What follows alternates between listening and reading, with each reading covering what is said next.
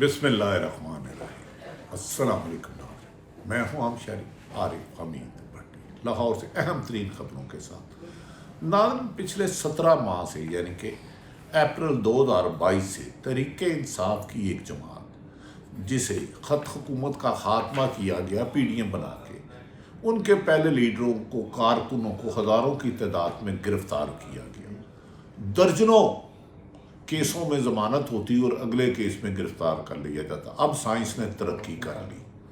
निगरान हुकूमत ने बजाय अब गिरफ़्तार करने के पकड़ के गायब किए और अचानक TV पे नमोदार कर दिया गया। इस सिलसिले में इमरान खां के करीबी साथी ने इमरान खां का पैगाम जो भेजा है तहरीक इंसाफ के, जब इमरान खां के अब पाकिस्तान तहरीक इंसाफ 25 करोड़ लोगों के दिलों में घर चुकी है। चंद हज़ार लोगों को गिरफ्तार करके उनसे ज़बरदस्ती ये बयान दिलवा के, प्रेस कॉन्फ्रेंस करा के, गन पॉइंट पे बयान लेके कि हमारा तहरीक इंसाफ के साथ तल्लुक़ नहीं, इससे कुछ नहीं होगा। ये समुंदर से पानी के कतरे निकालने की बजाय इन्हें चाहिए कि हक़ाइक़ को समझे और आवाम की मर्ज़ी की हुकूमत आने दे।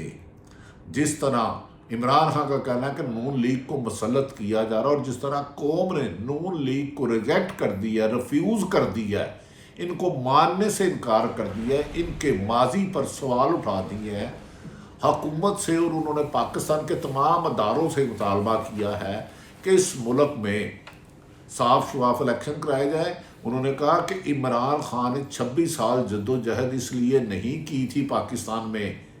उन्होंने कहा मेरी जमात का नाम ही तहरीक इंसाफ है, इंसाफ की फराहमी के लिए की थी। उन्होंने कहा कि मेरे बारे में ये कहने वाले कि मैं मुल्क से जा रहा हूँ, डील मेरी डिक्शनरी में नहीं। अगर 1992 में वर्ल्ड कप हारते हुए अल्लाह ने हमें जीत दे दी कौम की दुआओं से और टीम की मेहनत से, इसी तरह दोबारा कौम की मेहनत से तहरीक इंसाफ हुकूमत में आएगी। यकीनन तहरीक इंसाफ इस वक्त सख्त मुश्किलात का शिकार है।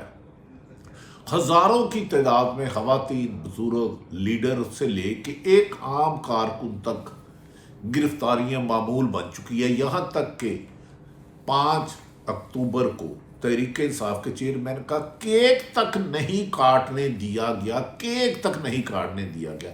एक तरफ एक जमात को केक नहीं काटने दिया जा रहा, दूसरी तरफ जमात के कहने पर मुस्लिम लीग नून पर पूरी की पूरी निगरान हुकूमतें बना दी गई और ब्यूरोक्रेसी उनकी मर्जी के मुसल्लत कर दिए गए। और चंद ब्यूरोक्रेसी ने, आला अफसरों ने ऐसे ऐसे मजालिम किए कि तारीख़ में इसकी मिसाल नहीं मिलती। शहीद अरशद शरीफ भी इनमें एक नाम है, इमरान रियाज भी नाम है।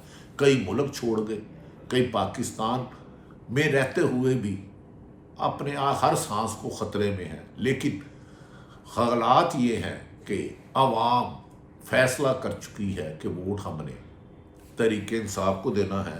मुख्तलिफ सरमों में बात हुई। नाज़रीन, हुकूमत के लिए बहुत ज़्यादा सुबकी हुई एक बात की। चंद 2-3 रोज़ कबल सियालकोट से रिहायशी उस्मान डार को, जो एक अरसा दराज से गायब था, अदालतों से उसकी फैमिली ने रजू किया कि हमारे बेटे को गिरफ़्तार कर लिया है और हमारे हवाले नहीं किया जा रहा, हमें नहीं बताया जा रहा कहाँ रखा है। एक निजी टीवी ने उसका घर में इंटरव्यू शाया किया, उसमें घर में इंटरव्यू शाया किया, जिस पर वहाँ सर्वे कराए गए तो उन्होंने कहा उस्मान डार कौन है, हमने तो वोट बल्ले को देना है और बल्ले का निशान जिस पर भी होगा। और यही सर्वे बलूचिस्तान के तुर्बत में भी आया, कारक उसमें भी आया, सिंध के गोटकी में भी आया और पंजाब के हर शहर में आया। अब नाज़रीन, उस्मान डार के इंटरव्यू करवा कर अपने आप को फतह का निशान बनाने वाली निगरान हुकूमत या मुस्लिम लीग नून, जो हर रोज़ TV पर 80% ज़बरदस्ती नेशनल मीडिया पर टाइम ले रही है। जलसे होते हैं, स्टेज दिखाया जाता है, जलसे में शुरका को नहीं दिखाया जाता। उस्मान डार के इंटरव्यू पर तनकीन के बाद नहायत ज़िम्मेदार ज़राए ने यह दावा किया कि मुबैना तौर पर सदाकत अब्बासी का भी डॉन TV के एक सहाफ़ी ने इंटरव्यू कर लिया, जिसे बाद में नशर नहीं करने दिया गया। डॉन इंतज़ामिया ने स्टैंड लिया। सही कहते हैं, अगर प्रोफेशनल जर्नलिस्ट जहाँ भी बैठा हो تو انٹرویو انہیں نشر نہیں کرنے دیا. یہ مبینہ خبریں تھیں. لیکن آج اس کی حقیقت اس طرح یاد ہوئی کہ ڈان ٹی وی نے بی بی سی کو بتایا، جب بی بی سی نے اس سلسلے میں ان سے رابطہ کیا، بتایا کہ ابھی انہوں نے جواب دیا کہ ہم نے صداقت عباسی کا ابھی تحقیقات کی جا رہی ہے کہ انٹرویو ریکارڈ کیسے ہوا، کیونکہ وہ تو پولیس کو مطلوب تھا، ایف آئی اے کو، نیب کو تھا، اس میں سنگین مقدمات تھے. صحافی تک پیسے پہنچا. تحقیقات مکمل ہونے کے بعد ڈان نیوز اپنا نقطہ نظر جاری کرے گا. اور یہ پورے پاکستان میں بات گشت ہو رہی ہے کہ ڈان میں انٹرویو ہونے کے بعد ڈان انتظامیہ ڈٹ گئی. دوسری طرف ناظرین، ایک طرف تو عمران خان کو ان کی بہنوں سے نہیں ملنے دیا جاتا، ان کی ضمانت نہیں ہونے جا رہی. دوسری طرف نون لیگ کو ایسا فری ہینڈ دیا گیا ہے کہ گراؤنڈ بھی ان کی، امپائر بھی ان کا، پچ بھی ان کی، تماشائی بھی ان کے، اور مد مقابل بھی ان کی مرضی کا آئے گا. یعنی کہ تحریک انصاف کو ختم کرنے کی خواہش ہوگی. آج سے کچھ دیر پہلے سابق وزیر اعظم شہباز شریف نے 1.5 گھنٹے کی طویل پریس کانفرنس کی اور میڈیا نے آنکھ بھی نہیں چپکی، اور عمران خان کی 1.5 سیکنڈ کی تصویر کوئی میڈیا نہیں دکھا سکتا. پاکستان میں آزادی صحافت کا یہ اندازہ لگا لیں کہ سابق وزیر اعظم شہباز شریف نے 1.5 گھنٹہ طویل پریس کانفرنس اور فیڈڈ سوالوں کے باوجود بھی میڈیا نے رکھی. اور لیکن عمران خان خود جو سابق وزیر اعظم ہے، کرکٹر ہے، سٹار ہے، اس کی آدھے 1.5 سیکنڈ کی بھی فوٹیج نہیں چلتی. اس پریس کانفرنس سے پہلے ایک چال چلی نون لیگ نے کہ لاہور ہائی کورٹ میں نواز شریف کے میڈیکل کی رپورٹ جمع کرا دی گئی ہے. اس رپورٹ کے مطابق نواز شریف کی اینجیو پلاسٹی ہوئی اور نومبر 2022 اور اب 23 آ رہا ہے میں ان کے دل کے 2 سٹینٹ ڈالے گئے. اس رپورٹ کے مطابق نواز شریف کو ابھی دل کا عارضہ کی علامات ہیں، آج بھی ہیں. کیسی گراؤنڈ بنا رہے ہیں علی بھائی کہ اسے ملزم کو سزا سے بچایا جائے. نواز شریف کو لندن اور پاکستان میں مسلسل فالو اپ کی ضرورت ہے. یہ میڈیکل رپورٹ اسی لیے بادی النظر میں جمع کرائی گئی تاکہ نواز شریف کی واپسی کے لیے میڈیکل گراؤنڈ پر حفاظتی ضمانت اور اس کے بعد سزا کی مطلع کی درخواست کا جواز پیدا کیا جائے. قانونی ماہرین کے مطابق پاکستان کے قانون میں تمام قانونی ماہرین کی متفقہ رائے ہے کہ پاکستان کے قانون کے مطابق کسی مجرم جو یعنی کہ سزا یافتہ ملزم ہوتا ہے، جسے سزا نہ ہو، صرف گرفتار کیا اور ٹرائل چل رہا ہو. مجرم ہوتا ہے جسے سزا ہو گئی ہو. نواز شریف کو سزا ہو چکی ہے کہ حفاظتی ضمانت کی کوئی قانونی شک ہی موجود نہیں اور اس کی ممکن ہی نہیں، آج تک ایک نظیر نہیں ہے. نواز شریف کی ڈیل کے تحت باہر گئے 19 نومبر 2019 کو، اور اس وقت کے وزیر خواجہ آصف نے کہا تھا کہ قمر جوید باجوہ نے ڈیل کر کے بھیجا ہے، اور اب ڈیل کے تحت ہی واپس آ رہے ہیں. اور اس کی خبریں زبان زد عام ہیں، اور خود مسلم لیگ کے نون کے لیڈر کہتے ہیں ہمیں گارنٹی دی گئی ہے کہ نواز شریف کو کچھ نہیں ہوگا، ہمیں 0 رسک کے تحت ہم آ رہے ہیں. اور اس دوران ان کے سیاسی حریفوں کو کمزور کرنے کے لیے نگران حکومت بھی زور و شور سے کام جاری ہے. نگران حکومت جو بظاہر 90 دن کا الیکشن کرانا جن کی ذمہ داری تھی، وہ صرف اور صرف تحریک انصاف کے نہ صرف ہزاروں رہنماؤں بلکہ کروڑوں کارکنوں کے خلاف بھی کریک ڈاؤن کر رہی ہے. کیا اس کریک ڈاؤن سے تحریک انصاف ختم ہوگی؟ جواب آنسر از نو. کبھی ذوالفقار علی بھٹو کے بارے میں کہا جاتا تھا کہ وہ کھمبا بھی کھڑا کرے تو وہ الیکشن جیت جائے گا، اور یہ ہسٹری ہے پوری.